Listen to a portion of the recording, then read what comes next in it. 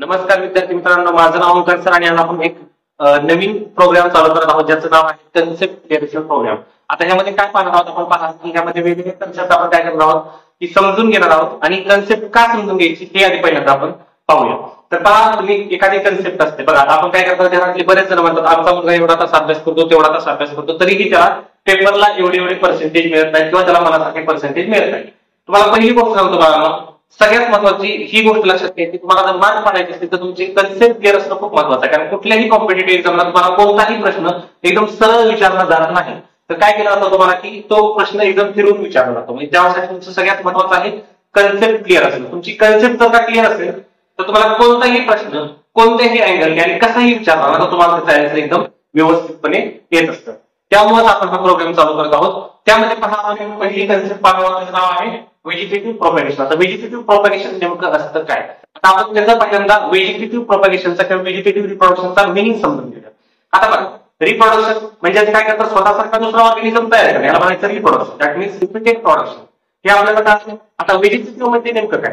आता व्हेजिटेटिव्ह म्हणजे हा प्लांटच्या बाबतीत वापरला जाणारा शब्द आहे. त्यामध्ये स्टेम असेल, लीफ असेल किंवा रूट्स असतील, तर ह्यापासून काय केलं, नवीन प्लांट प्रोड्यूस केला, त्याला म्हणायचं व्हेजिटेटिव्ह रिप्रोडक्शन. कन्सेप्ट काय आली? व्हेजिटेटिव्ह रिप्रोडक्शन म्हणजे काय की एखाद्या प्लांटच्या पार्ट पासून एखादा नवीन प्लांट तयार करणं.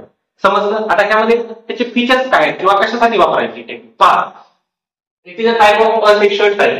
म्हणजेच काय? It is a type of reproduction which is asexual type. म्हणजेच काय, ह्यामध्ये कोणतेही गॅमेट्स किंवा सेल्स त्यामध्ये इन्व्हॉल्व्ह नाही, म्हणून त्याला काय म्हणतो आपण asexual type of reproduction.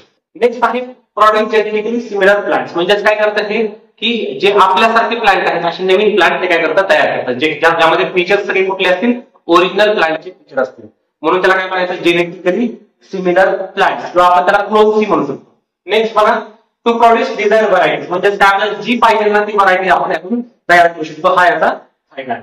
Next बघा, त्यामध्ये 3 पार्ट्स आहेत. पहिला आहे कटिंग.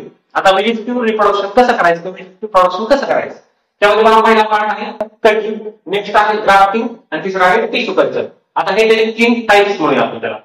पहिला आहे कटिंग. बघा, use any vegetative part of plant having 1 or more birds. म्हणजे काय केलं जातं, एक कट घेतला जातो प्लांटचा, एखादा स्टेम किंवा कोणताही एखादा पार्ट कट केला जातो आणि तो काय करतो, त्याला 1 किंवा 2 बर्ड्स असतील. बर्ड्स म्हणजे काय, आपण त्याला म्हणतो डोळा, छोटा डोळा असतो. एखादं स्प्राउटिंग होत असताना एकदम छोटासा डोळा असतो बघा त्याला, तर त्याला 1 किंवा 2 डोळे असतील. असं काय करायचं, एक स्टेम घ्यायचं आणि त्या स्टेमला काय करायचं, लावायचं. स्टेम असेल किंवा लीफ असेल किंवा रूट असेल, जे काय असेल ते घ्यायचं आणि लावायचं आणि त्याच्यापासून नवीन प्लांट तयार करायचं. पण त्याला किती डोळे पाहिजे, 1 किंवा जास्त. नेक्स्ट पहा, त्यामध्ये 3 टाइप्स आहेत, स्टेम कटिंग, लीफ कटिंग आणि तिसरा आहे रूट कटिंग. आता स्टेम कटिंग म्हणजेच काय बघा, स्टेम कटिंग हे कुठं केलं जातं, रोजचं प्लांट बघा, आपल्याकडे गुलाबाचं प्लांट आहे, त्याचं काय करतो आपण, एक कट करतो आणि त्याला 2 किंवा 3 डोळे असलेले ते स्टेम आपण दुसरीकडे घेऊन लावतो आणि त्याच्यापासून काय होतं, नवीन झाड तयार होतं. त्याला काय म्हणायचं, व्हेजिटेटिव्ह रिप्रोडक्शन. पण ते कोणत्या पार्ट मध्ये येतं, स्टॅन्सिंग.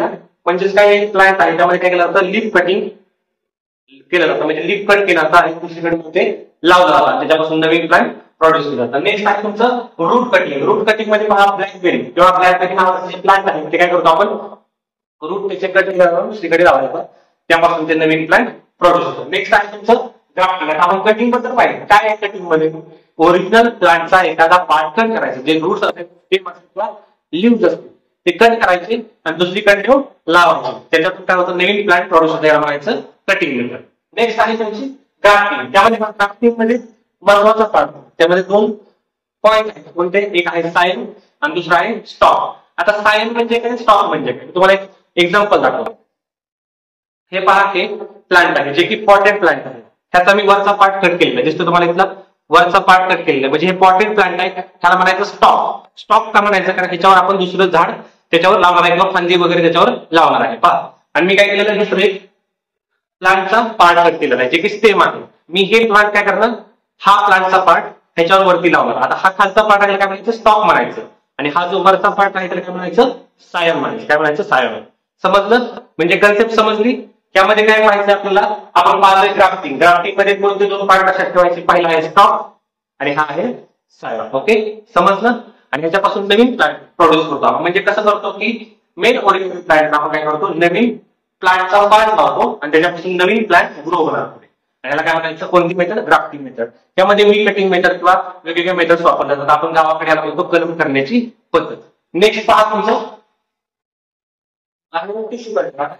त्याच्या आधी आपण पाहूया ग्राफ्टिंग नेमकं कुठं वापरला जातो. पहिला आहे प्लांट, रोज, ऍपल आणि पियर. आपण म्हणू शकतो रॅप सॉन्ग, रॅप नाही, आपण ते वाजवतात वगैरे बघ, गाणे वगैरे रॅप सॉन्ग. त्यामध्ये आर म्हणजे रोज, ऍपल म्हणजे ए आणि पियर म्हणजे पी. समजलं. तीन किंवा अशा बऱ्याचशा आपण व्हरायटीज किंवा व्हरायटीज ऑफ प्लांट्स मध्ये आपण काय करतो, वापरू शकतो. नेक्स्ट आहे तुमचं tissue culture method. Tissue culture method मध्ये पहा, स्मॉल जो पार्ट आहे किंवा स्मॉल टिश्यूचा बंच आहे तो काय केला जातो, ग्रो केला जातो आणि त्याच्यापासून नवीन प्लांट प्रोड्यूस केलं जातं. त्याला म्हणायचं टिश्यू कल्चर मेथड. ह्याबद्दल आपण नेक्स्ट व्हिडिओ मध्ये एकदम व्यवस्थित आणि डीप मध्ये पाहणार आहे. तर आता टिश्यू कल्चर टेक्निक मध्ये नवीन टेक्नॉलॉजी आली, त्याला म्हणतो आपण मायक्रो प्रोपॅगेशन टेक्निक. समजलं. त्याबद्दल कन्सेप्ट बद्दल आपण बऱ्याचशा गोष्टी नंतर पाहूया. तुम्हाला समजलं का ते मला जरूर कमेंट करून मेसेज करा. आणि शेवटी क्वेश्चन टाकतोय, त्या क्वेश्चनचा आन्सर तुम्ही कमेंट बॉक्स मध्ये मला मेसेज करा.